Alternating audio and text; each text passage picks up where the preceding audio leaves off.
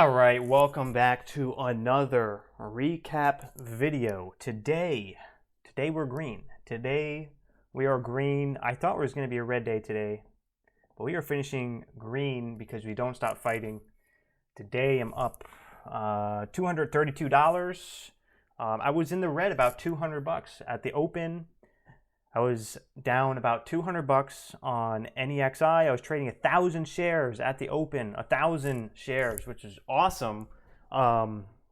Really just accepted the risk, accepted any outcome that would come out from trading 1,000 shares. But knowing that I am profitable over the long term, I trusted it and I took 1,000 shares. I was trading 1,000 shares in and out until it started to go backside.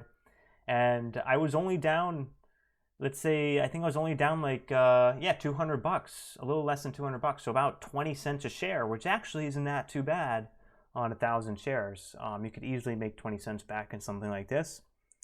So I kept it real tight, which was great. I kept it real tight. I think I was actually only down on NEXI. I think I was only down $70. So I think I kept it in a nice tight risk level of 7 cents. I was only down 7 cents a share on NEXI. And then I took losses on SASI, and I took losses on ABVC and SIDU, which got me down to negative 200. So I actually kept my risk real tight. And then NEXI had a beautiful move for the red to green breakthrough pre-market or open high of day, and ripped $1 a share. Beautiful move. I didn't capture the breakout from this area. I think I looked away from the screen for a second. By the time I looked back, it was already all the way up here. We were pinned at the halt level at what was it? $8.99, $9. We flashed down to $8.20. I scooped it up there for 400 shares. Instant resolution for 50 cents, and I made 200 bucks on that trade, which was great. But I was only in 400 shares. Here I was trading 1,000 shares. So I faded my risk a little too early. I was in the red. I was down 200 bucks at this point before this trade. And so I guess it kind of made sense. I was trying to manage my risk a little bit. I just didn't want to capitulate deep into the red. So it was already 10:15. I thought that was pretty much it for the day, but I still kept it up with 400 shares. And I was able to make a solid 400 bucks, a little more than 400 bucks on NEXI, bringing myself from negative 200 to positive 230 or so, 230 bucks, which is pretty good. So I'm pretty happy with that. I definitely showed up today, and I definitely put my balls on the chopping block. 1,000 shares on NEXI. That's no joke. That's a $7,000 position size, in and out. Enough to make a nice 500, 600, $1,000 a day on something like that on NEXI. And so I was there. I was there to capture that profit, which is what matters. I wasn't shying down and only trading 100 shares at the open when I do very, very well. It just so happened that today I didn't perform well at the open on NEXI, but that's okay because I did keep my risk tight, and I'm sure we can review the recording as well. I just didn't have good entries. I was too early on the dips on NEXI, and it kind of just fell through. So I had a couple losses in there. But we can review that. Also, SIDU, man, great opportunity here through the pre-market high. Halt. So 2 halts in a row, gapping higher. This one didn't really have a dip and a rip setup. It was kind of just open higher and rip. But then we did pull back and then ripped back up. So maybe that was an opportunity there. And then here again as well. I think we did have a dip and rip here. But I didn't capitalize on it. I didn't do too well. I knew this would have been a decent setup here on the halt down resumption. But on this halt, as we were waiting for it to resume, since it was like already coming down extended, sort of an extended dip buy from the test of the high. So there would be a solid $2.50 pullback there. I knew it was likely that we'd get a bounce, but as it was halted down, I shifted my attention over to NEXI, which was starting to curl up for that red to green move. So I wasn't watching, and we had that amazing dip under 10, reclaim, and a nice strong bounce. Wish I really would have got into that, because that could have been another really good opportunity. But SIDU had a really wide risk, or really wide spread. So, the risk was definitely a little bit bigger on this stock. Volume was a little bit thinner, so the spreads were, again, wide. And overall, it was definitely high risk on SIDU. Definitely was not a walk in the park. NEXI had a little bit tighter spread because it was a little bit more liquid, a lot more volume. But again, spreads were still wide on this one at times, especially during midday. And then here we had that next leg up. Again, this was an instant breakout. And I was watching it, but I didn't have my Dash Trader open. So I opened up my Dash Trader real quick. And I wasn't even recording at this time, but it got pinned again to the halt level here at 9.99. I was looking for that breakthrough 10. And I just bought at 9.99. I knew we were going to break through 10 there. And we, the halt level extended, and we got a nice pop through 10. I was able to take off for a nice 30-cent profit for like only 100 shares. I didn't want to take too big a size because it was big. It was midday trading, and it definitely did higher risk. And as you can see here, we had that nice bull flag. We had a beautiful breakout again. This would have been a great opportunity for a scalp, but then it rejected hard. This is a $3 dump. A $3 dump that could really ruin your day, ruin your week, ruin your month. So very risky out there. And NEXI, I didn't have any of that recorded, unfortunately. But we could take a look at the stats for today. So the main stats I am looking to improve is my average position cost. My average position in 2023 was $1,000. Today I had 2,700 was my average position cost, so significantly higher than what I was doing last year. And this is really what I want to improve. I want to get this up to about 5,000 or more in my average position cost by the end of the year.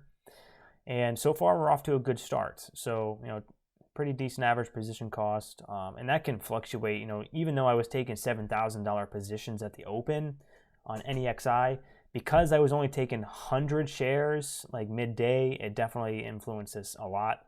But I want to keep this up, in this area and start inching slowly towards $5,000 average position cost, because that's how I know that I'm pushing myself beyond my comfort zone. Because it's just too easy just to stay in your comfort zone and just to, just put it off, pushing yourself to the next day. Oh, well, market's not good enough today, or this isn't perfect, or that's not perfect. And the market's never going to be perfect. There's always going to be a reason to put off pushing your comfort zone. But as long as you have a profitable system, as long as you're profitable at the end of every week, or end of every month, or end of every year, then that's enough to know to be able to push yourself.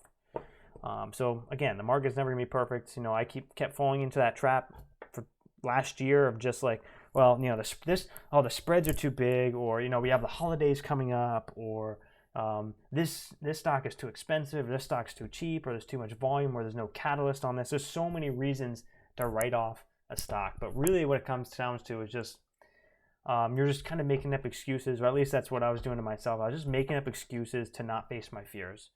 I was making up excuses to avoid feeling the pain and suffering of potential failure, of maybe feeling that I'm not good enough, or I'm not cut out for this.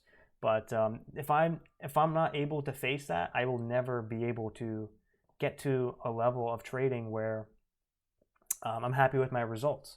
And right now I think I'd be very happy with results of at least like consistent a grand a day would be great, but I also don't want to fall into that trap of thinking I'll be happy when I do have when I am making a grand a day, because we all know that's not the case. But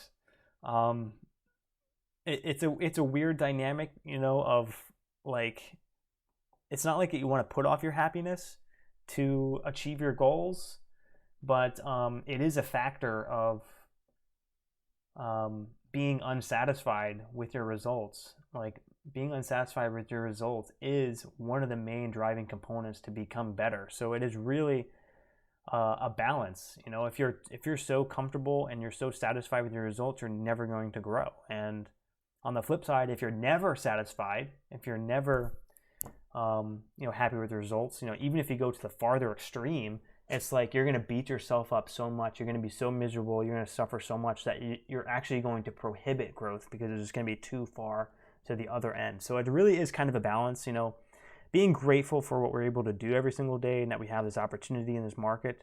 And even if we can pull out $100, $200, or $300 a day, of course you got to be grateful for that. But the growth potential for this is 10x that, 10x, 20x of that $300 a day. And we all aspire to be at that level, and we all can get at that level, but in order to get there, part of you has to be unsatisfied, and part of you has to be hungry for more. And that beast, we have to learn to kind of let the beast loose a little bit and feel the hunger and feel the hunger to be better. So it's a good thing, but it has to be a balance. It definitely has to be a balance. So anyways, let's get into the recording.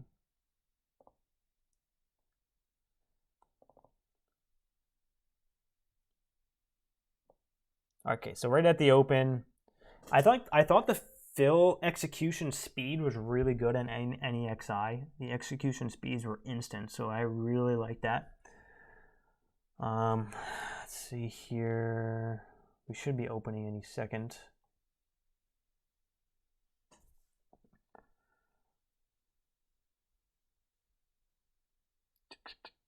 Okay, so now I'm just going to test it with that one share. This one share would have actually worked out, but I always want to test the fills because yesterday I was getting some lag in LBPH at the first 1 minute candle. Took the quick dip there, but I sold for a break even. This dip was violent. So, had a great, that was like a 40-cent trade. That was like a 40-cent trade right there. Imagine if I did that on 1,000 shares, it would be up $400.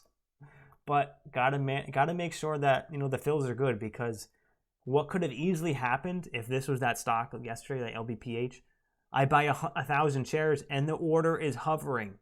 The order is hovering up and down as the price moves, and then I end up wanting to hit it at 722, thinking I'm going to get filled at 22, but it's hovering as it's ripping. It fills me at the top and then dumps. So that's not going to happen. I want to avoid that at all costs. That's just why I do a one share at the open. Now I know the fills are going through. So here we go, 1,000 shares. I was in at 24. I was in real early because sometimes we get the support at the open price. We flush through. I get back in. at 7:01, and then I got out at 91 because it fell through. Then I got back in at 7:18. I was all over the place here on this first 1 minute candle. Then out at 7:07. Pretty much taking losses on the spreads. And again, there in at 7:07 and in at 7:03, out at 7:07. So that was a small win there. But I was trying to get to the lower end of this candle, but every time I hit the buy button, the price was already different. It felt like I just could not get filled down there. It was not bad. I was 710, out at 721. So nice $100 trade right there. Got back in at, oh man, I was in 1,400 trades. I mean, 1,400 shares on that one.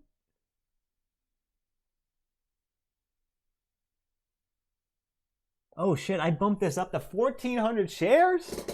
That means, let's take a look at the calculator.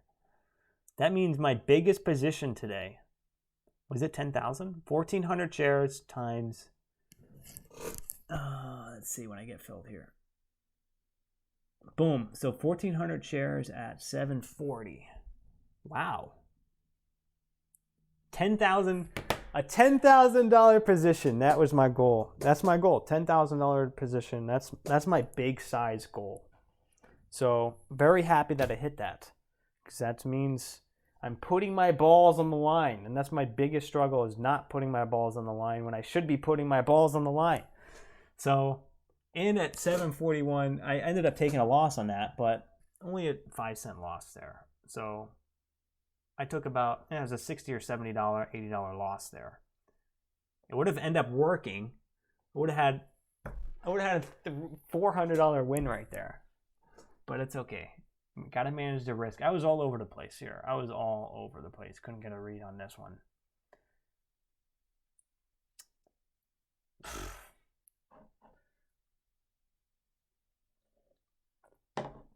And I think that was it.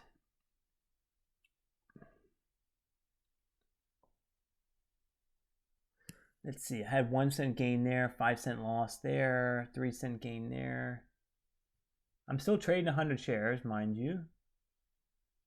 This was not bad. This is not bad because I was there for the breakout here. I was looking for that rip right back up to 780. So I was in 1,000 at 745. As it was pushing, I just sold into that. So it was a nice 3-cent gain. You could definitely feel the resistance on this. Huge red volume, a low green volume. Then I had a nice dip trade down here. I feel like I had a nice dip trade down here, actually.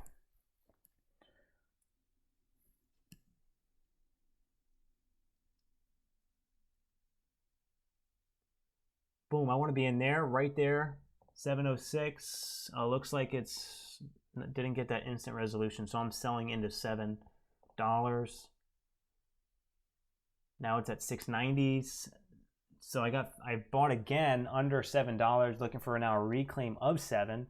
But I got filled at 702 when the bid was 98. Selling that at 710. So really decent fill. I got filled on the ask. Beautiful. That was $80 right there. So I made back a chunk of that loss. This could be another dip. Boom, right there. I kind of want to be in right there. I don't know. I think it falls through, actually. I got filled at 93. The bid was at 85. And selling at $7. So beautiful trade. Another $70 trade right there. So in 2 trades, that's $150. Beautiful. So very nice dip scalp. I love dip scalping at the open.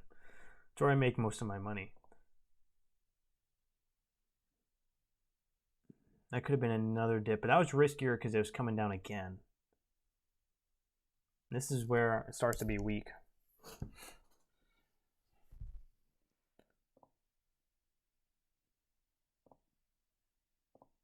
Okay, so here's this trade. So if you look at the chart, it looks like it'll be good, but if you look at the spread, it's not good. So it breaks the low, the bid's at 67. Boom, right there, the bid is 77 by 89. So 77, let's back it up again, hold up. And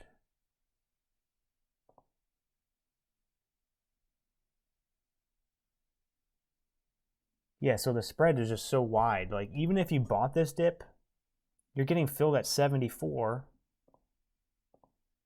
And you only be making profits if you could sell on the ask.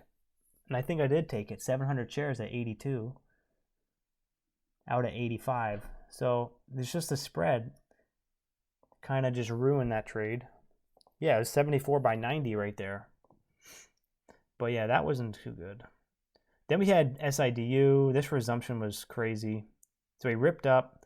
You kind of just had to blindly buy this one, which I didn't feel comfortable with.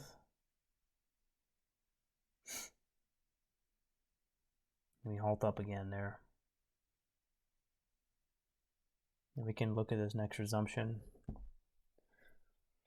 On these parabolic halt trades, I just do, especially when it's thin volume, I don't do well on it. I really got to practice this. So right there, that was tough. That was tough. Like, I'm not just going to blindly buy that. So boom, maybe right there on the dip at 11:30. Hopefully I can get filled, 11:40. But still, the bid is still hanging around 11:40, 11:50. So that's not good. Now it's back up for a second. Then it's back down. So boom, maybe you buy that dip if you're fast enough at 1077. But you do have, I guess you're kind of 70 cents off the halt down. So it looks like it did take that 11, but I get filled on the ask 11.10. The ask is 11.11. The bid is 10.80. This would have been a great trade if I would have got filled closer to the bid. And then we flip to the green, and I get filled at 10.91. The spread is 10.86 to 11.49, and I'm getting filled on the bid. This is why I do bad on these types of stocks. It's thin, the spreads are so big, you're hitting market orders, and I'm getting obliterated. This is where offsets, bid with offsets is going to help. I could have been sitting on the bid, but my offset's only 1 cent, so I'd have to maybe increase my offset to maybe 5 cents. So I would be able to get filled on the bid plus 5 cents. But yeah, that was bogus. The spread was crazy.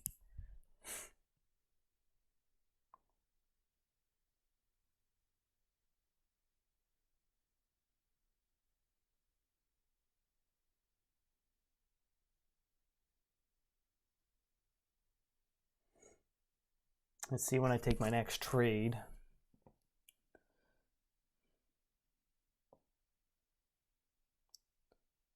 Yeah, I don't think I trade this. I mean, right there you could take the dip, but that's, whew, I guess that was it. I mean, you got high volume, but the candlestick is rough.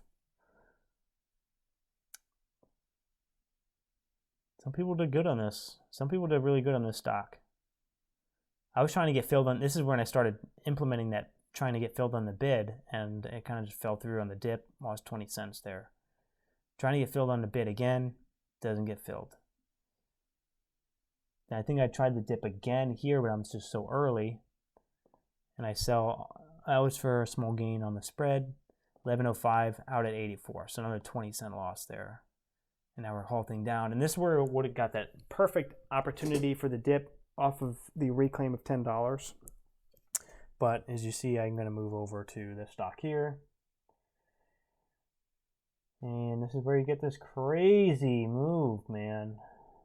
This happened so fast. And you can see the entry was, is you can look at the tape, how fast the tape is moving. Look how fast it's moving now. Ready? Boom, you see this? You see how fast it's moving now? Wait, maybe not yet. Still moving normal. I lied. That was a false. You would have had a losing trade if you jumped in there. Be a false breakout. And as break of 750. This is where it is. Boom. You see how fast that is? Did you see that? Do you see how it literally sped up by like 50x? So if you can just buy into that, you're up $1 a share. So I didn't capture any of that. I try to get filled at the highs there. I lose 40 cents there. Get back in at 50 or 60s, out at 55. Then the 10 cents. I'm down 30 cents now. Quick dip. Beautiful dip here. Ready? Watch this. And quick dip there. Getting filled. I sent out the order for 400 shares. Getting filled on the bid. 400 shares at 824. Gets pinned right back into the halt level. I'm selling into the halt level. That was my best trade of the day. That was 50 cents right there. It was a 50-cent trade. That was a quick $200. That was magnificent. That was the best trade of the day. That was the best trade of the day. And the entry was only for, it was probably there for less than a second. Less than a second was that entry. Less than a second. Crazy. But yeah, great opportunity on this one. I still have to review the rest of my tape. I do want to review the sequence here. I'm not going to do it on this video just because this video is getting too long. But I do have a nice trade down here. This is where I start doing smaller share size. was in like 400, still in 400 shares, but kind of scaling out into this pop. Scaling out half, sell half, sell half, sell half as it's moving higher. That was a decent trade. But yeah, something like this, when I'm hitting it for 1,000 shares, that trade there, 50-cent trade, I'd be at 500 buckos. 500 buckos on that push. And then maybe, you know, adding another couple hundred, before you know it, I could be close to 1,000. So one of these days, it's going to happen. One of these days, it's going to happen. I don't know which day it's going to be, but the opportunity and the possibility is there. Just got to wait for the opportunity to come. But I'm going to continue doing what I'm doing and making sure that I'm keeping my size where I need it to be able to be a little bit out of my comfort zone so I can grow. Today, trading 1,000 shares on NEXI definitely was where I wanted to be. Not too much more, not any less. But, you know, if I did any more, you know, maybe I'd be oversized and maybe I be a lot more red than or not be able to get green today. But 1,000 shares in NEXI was definitely a good sweet spot for me. My highest was actually 1,400 shares, I guess. So that's $10,000. So right around that $7,000 or $8,000 to $10,000 position size is a good sweet spot for me right now. And then looking to increase that over the course of the year.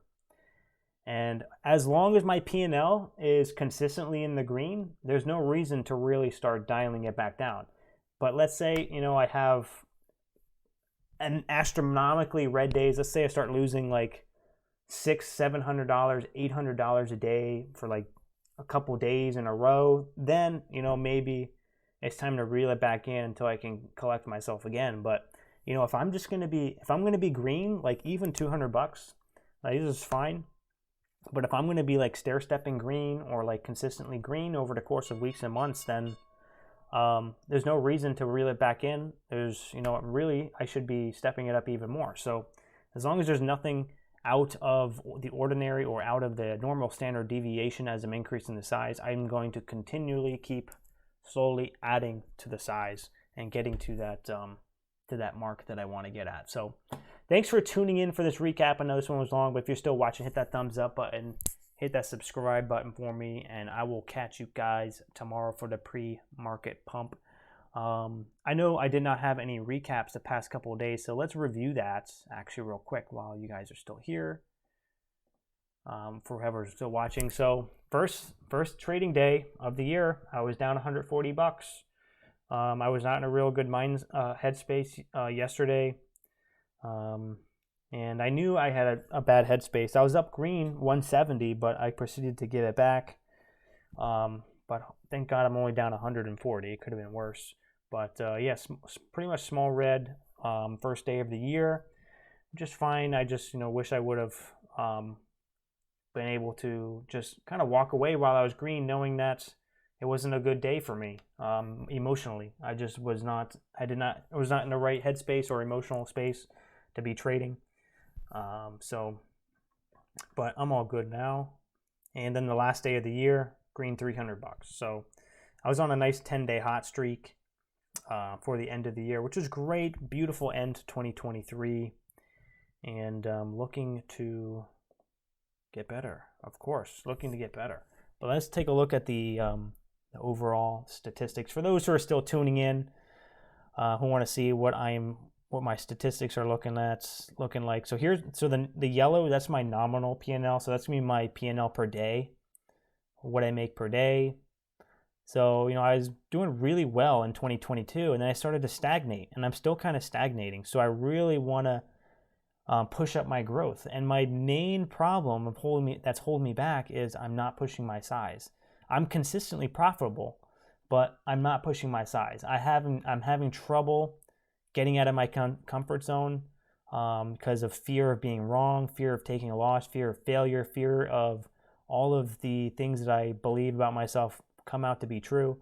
And all of that is just things that I'm going to have to work through as I am increasing my size, because it's going to come up. It's going to come up, and I got to be able to kind of let that go as it comes up. But that's not going to hold me back from growing.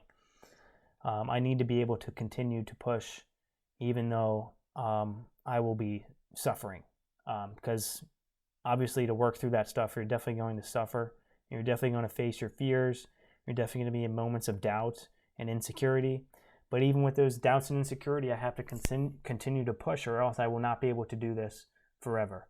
Eventually, I will get to the point where, clearly it's just not enough to justify doing, and I would have to wave the white flag or continue to be the same. And I never want to get to that point. So the pain of that, of waving the white flag, is worse than the pain of losing money in the market anymore. So with that, to avoid that pain, the only way is forward. The only way is forward. The only way is sizing up. And the only way is to make enough money to make a decent living, to make a decent living out of this.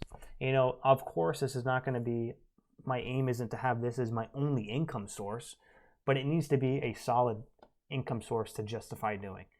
It doesn't justify doing this if for the rest of your life that you're trading, you're only making $50 a day. It doesn't justify doing it because the trade-off is getting a job, because a lot of the 9-to-5 jobs, or if you work in finance or anything like that, a lot of it is working during trading hours when you could be trading. So the trade-off just doesn't make sense for $50 a day. So to really make it worth it, you got to make $500, $1,000, $2,000 a day. So that's really the target that I'm trying to get to. And, other sources of income, I could also pair this up with, rental real estate. If you do have a nice solid savings to really put into that. You can also just invest in other stocks that pay dividends, or you can just invest in overall markets.